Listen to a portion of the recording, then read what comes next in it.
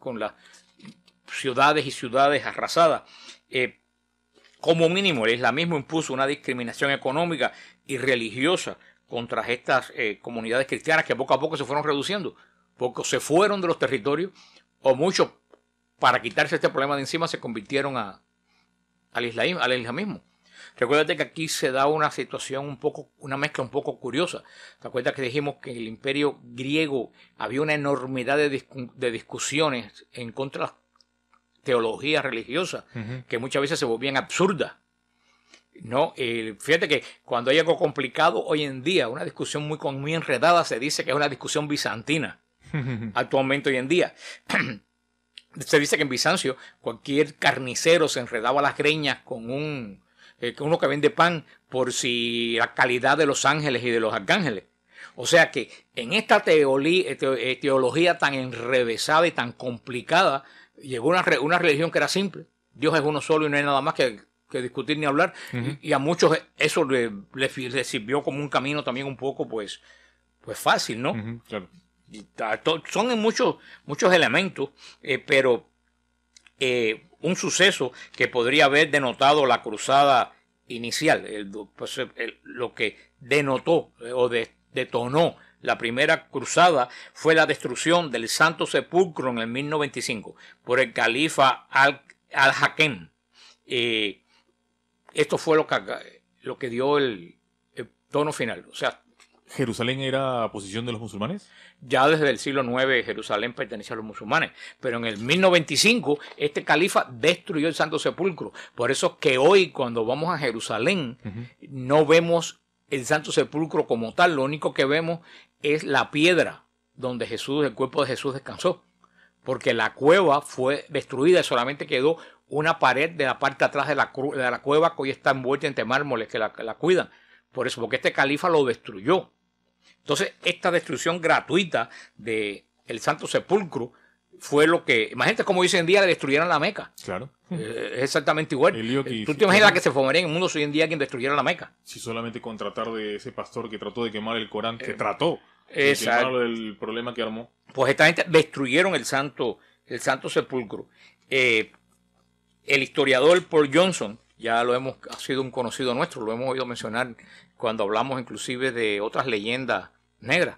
Es un historiador protestante, pero muy justo en sus conceptos históricos. El historiador Paul Johnson dice que los ataques terroristas del 11 de septiembre de 2001 se pueden considerar una extensión de esta misma batalla agresiva entre el islamismo y el cristianismo y la civilización occidental.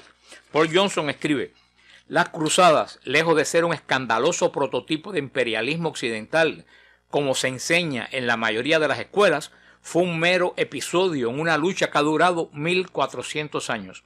Y fue una de las pocas ocasiones en que los cristianos tomaron la ofensiva para recuperar los territorios ocupados de la Tierra Santa. O sea que la cruzada es una de las pocas veces que los cristianos nos hemos defendido del ataque musulmán.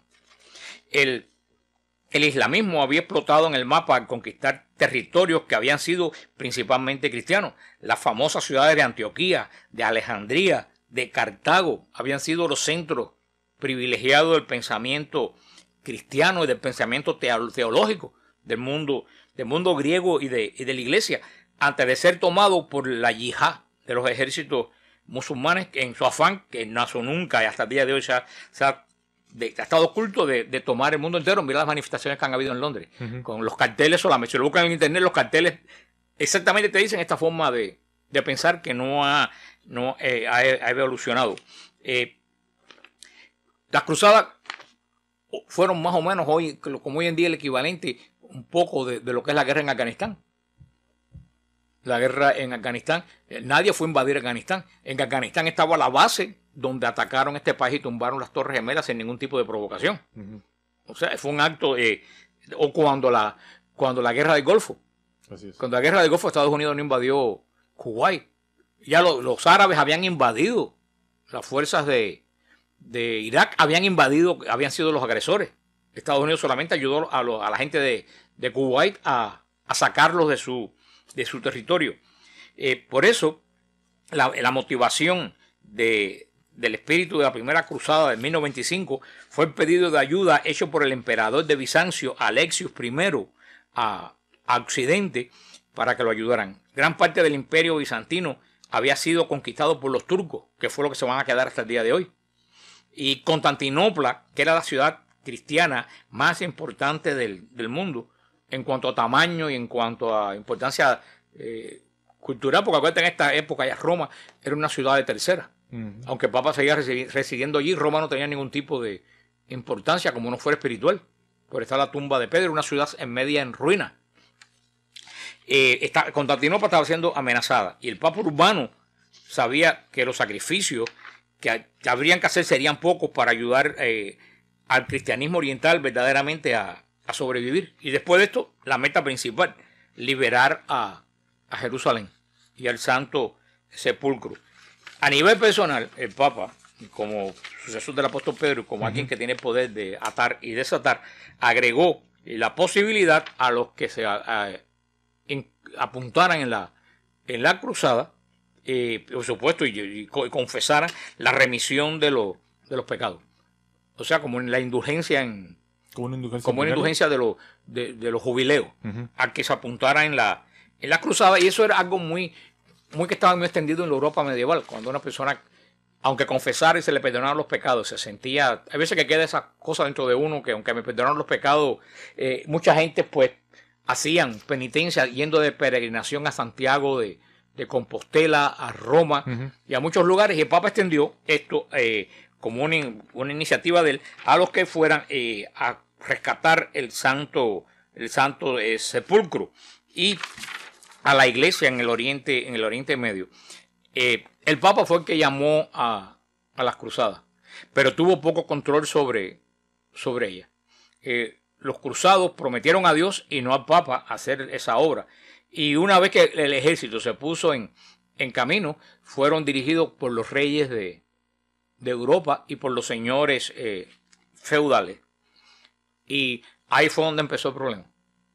Porque desafortunadamente los reyes de Europa nunca se pusieron de acuerdo entre ellos.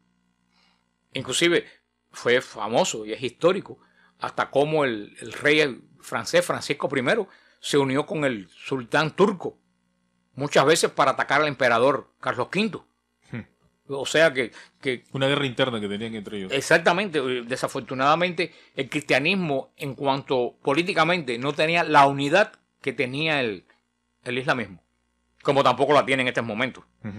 Es lo mismo, Jorge, es lo mismo que ahora, solamente que en otro siglo. Así es. A diferencia del islamismo, el cristianismo no había desarrollado un concepto de yihad, de la guerra santa. Los islamistas todavía tenían la idea de yihad, la guerra santa. El cristianismo nunca la tuvo. Iban a defender los lugares, pero no lo veían como una guerra santa. En el siglo V, San Agustín describió lo que constituía una guerra justa, pero excluyó la práctica de la batalla para propósito de conversiones religiosas o para destruir ideas heréticas. O sea, San Agustín dijo que batallas eran justas, pero excluyó totalmente la posibilidad de que estas batallas fueran para ganar adeptos al cristianismo. Eso ya desde el siglo XV. Los líderes de naciones podían decidir ir a la guerra por razones justas, pero la guerra no debía ser una herramienta para la iglesia de conversión. Y siempre se aplicó esto. Los libros de historia que se leen en las escuelas hoy en día generalmente enfatizan las atrocidades cometidas por los cruzados. Y hubieron cosas mal hechas por los cruzados. Y erróneamente enfatizan la tolerancia de los musulmanes. Eso no fue así. Como eso no es así en este momento. Y algo que también a lo mejor, no sé si en tu país también esta frase se usa. Hoy estamos con la frase folclórica. En mi pueblo dicen del burro un pelo. Como para decir que para una muestra del burro nada más que hace falta un pelo. Claro, así es. Del burro un pelo, mira la televisión hoy. Solamente con ver cómo se trata a los cristianos hoy en día, y no solo a los cristianos, cómo se trata a las personas que no piensan como ellos hoy en día, en el siglo XXI, te da una muestra de cómo debió haber sido 10 siglos atrás. Los musulmanes podían ser y fueron frecuentemente bárbaros en el trato con los cristianos y bárbaros en el trato con los judíos. Un ejemplo es cómo trataban los turcos a los prisioneros alemanes y franceses capturados en la primera cruzada. De estos que son cautivos de guerra, quienes renunciaban a Cristo y se convertían al islamismo, fueron enviados de regreso a sus países. Los que no se convirtieron al islamismo, todos los prisioneros fueron asesinados salvajemente en filas delante del sultán. Aún Saladino, el reconquistador de Jerusalén, no fue misericordioso. Luego de derrotar al ejército latino el 3 de julio de 1187, ordenó la ejecución masiva de todos los hospitalarios y templarios, 2 órdenes religiosas que quedaron vivos. Y él decapitó personalmente a muchos nobles, él con su espada, a muchos nobles. La semana que viene seguimos con este tema de la cruzada. Vamos a ver también los problemas internos de las cruzadas, que eso también fue motivo, como dijimos ahorita, de que no triunfaran, desafortunadamente. Por el mismo concepto que tenemos ahora, los musulmanes tienen un concepto de unidad religiosa, en la misma fe, no importa de qué país sea. Nosotros los cristianos, desafortunadamente, ni lo teníamos en ese momento, ni lo tenemos ahora en este momento. Bueno, hermano, llegando al final de este programa, solamente me queda decirle, como siempre, que pueden encontrar este tema y otros temas en nuestro website apologeticasiloe.com. Apologética con G, Siloe, como la piscina de la Biblia, S-I-L-O-E. Apologéticasiloe.com, en la sección de Radio Católica Mundial pueden encontrar estos programas. En temas están los temas escritos y en video las clases. Solamente me queda, como sea, en la sección de peregrinaciones pueden ver nuestro viaje este año a Israel, yendo a Israel, a Jordania y a Portugal, bajo la dirección espiritual del Padre Teo Kranz, de Colombia. Solamente me queda, pues nada, decirles como siempre, que ánimo, que se mantengan en la roca, que aunque las tinieblas hagan lo que hagan, aquí está la promesa de que las puertas del infierno no prevalecerán. Amén. Amén.